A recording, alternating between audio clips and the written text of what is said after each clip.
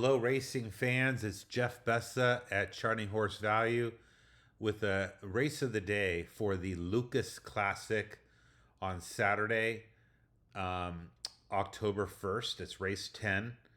It's a 9 furlong race, which is a grade 2. However, the field is full of grade 1 winners. It's a tough field.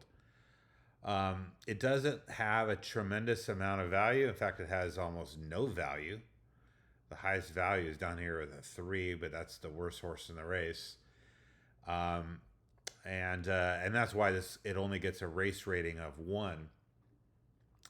But I tell you, we've been doing well at Churchill. I tracked our results at Churchill for the first 2 weeks, 9 racing days, 87 races, and I think we showed a flat profit of 25% if you bet the plus horse every race, just blindly, which I think is pretty remarkable to be able to do that. 25% profit on 87 races.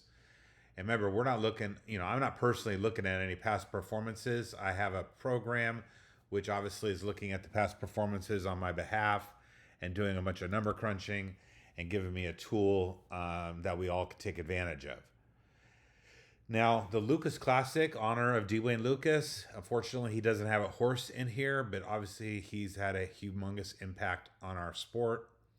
And, a lot of people are big fans of his, and I wish him the best of luck.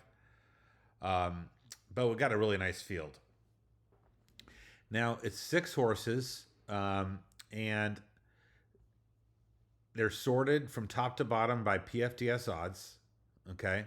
So Hot Rod Charlie's on top, then Art Collector, then Happy Saver. Okay, those are the top 3. Those are also the top 3 in order of the morning line. So that's why this is a difficult race to bet on with any confidence on long-term profit. But, it's going to be a great race to watch, and I'll probably put a small wager down. There's not a lot of pace. We have a pace column here. F is front runner. T is tactical. There's no T horses. M is mid-pack, and C is closer. So we have 2 front runners. And when that happens, I look at it as a fair pace. I don't look at it as a hot pace. And I think Art Collector and Hot Rod Charlie will be on or close to the lead together.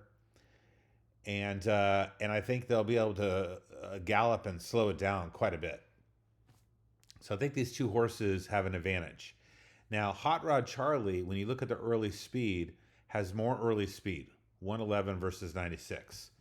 So Hot Rod Charlie has, I think, the option to just go take the lead or to stalk Art Collector. And that'll just depend on how fast Art Collector, goes. But I have a feeling Hot Rod Charlie will just stalk Art Collector and put Art Collector away in the lane. He has much better energy, so much better overall speed. Should finish a lot better. And he'll get the jump on the rest of the field. It'll be very, very difficult to run down. Now, I'm a big Hot Rod Charlie fan. I like this horse. Now, the horse does decline on PFTS to best odds. So that is, a little bit of a warning sign. Maybe his last race wasn't as good as we thought. Notice Hot Rod Charlie and Happy Saver's best odds are identical. They both ran extremely well in the Whitney, losing to Life is Good. I thought Happy Saver got a much better trip, saved ground on the rail. Hot Rod Charlie got floated out extremely wide. I thought Hot Rod Charlie was the better horse that race, but Happy Saver did take second.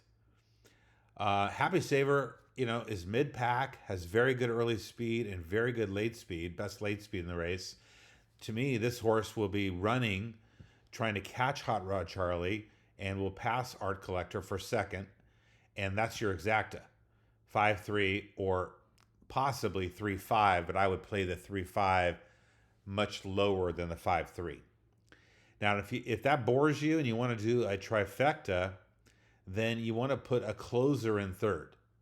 So I think you toss Chest Chief completely, and you look at either the 1 or the 4 in third. They look very, very similar. Their speed, energy ratings are very similar. Their odds, King Fury is basically 13, 14 to 1 compared to a 15 to 1 morning line. Rich Strike is quite low on PFDS odds at only 24 to 1. This is a 3-year-old stepping up against older. If you looked at only his Kentucky Derby, he improves dramatically. And it's really an interesting question. What do we do with that Kentucky Derby? He is back on Churchill here. But there's not going to be a hot pace.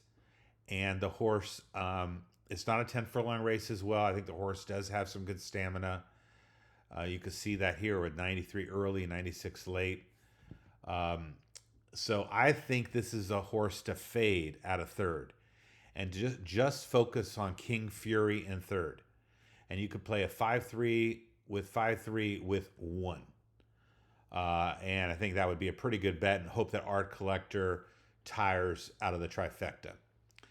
That's how I see it. Looks like a great race. I don't know if I have anything else to really share here. One other positive is that King Fury is making second or third start off of a layoff, so the horse is eligible to improve. Maybe that helps his chances of getting third. But let's try to beat Art Collector. And let's get Hot Rod Charlie into the winner's circle. Take care and have a great weekend.